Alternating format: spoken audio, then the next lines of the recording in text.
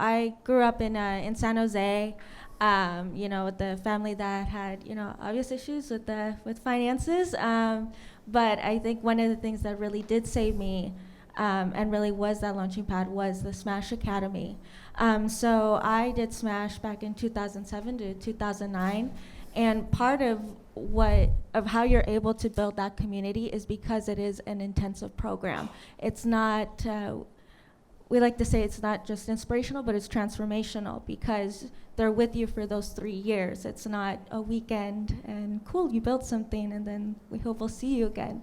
It's one thing. How did that change you? I mean, what was the difference between you when you went in and when you came out? Absolutely. I think for me, part of finding a community was finding somewhere where I felt like I could be who I always was, and I didn't have to check myself at the door. I didn't have somebody, questioning my validity.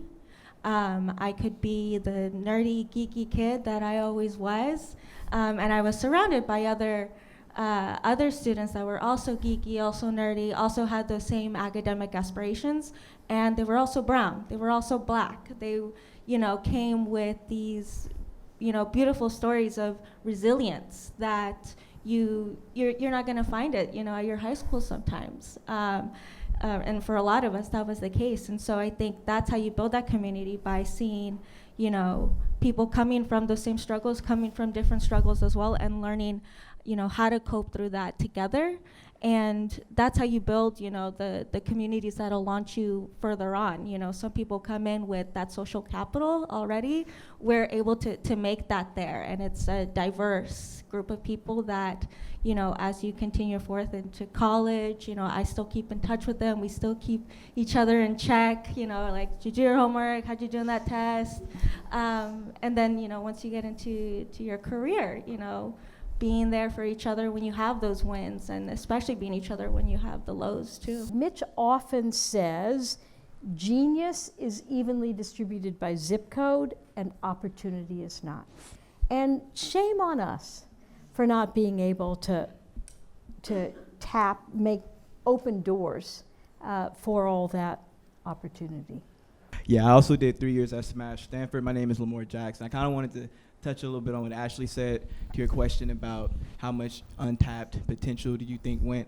In my 3 years of Smash, after it's all said and done, I was very perspicacious throughout the experience, and there's one thing that I noticed is every year there's a lot of students who are really shy, and when you get to know them and they open up and they're allowed to be geeks and nerds around people who are comfortable with that, they're geniuses. Like, there's students come in, they don't talk, they're very shy, and they're in that community where everyone's like, man, come on, be with us, or, man or woman.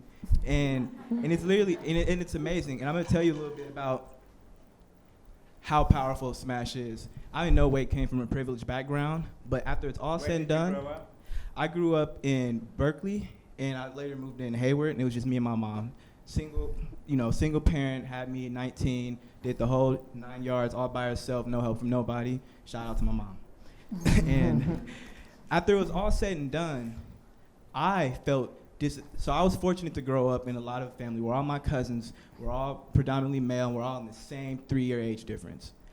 After I left Smash, even after the first and second summer, especially the third summer, there was a form of disassociation going on where it was a point where I sat in the bathroom and I cried because I was sad they didn't have these opportunities that I had. They didn't get to. I have a cousin with so much potential, and he's never seen a bigger picture. Like, I meet these CEOs, I meet these businessmen and businesswomen, I meet these people who are influential, and I go, oh, I want that. We are all accidents of birth. Nobody decided to be born in that family that could write the $40,000 kindergarten check or to the 19-year-old single mom. We don't make those choices.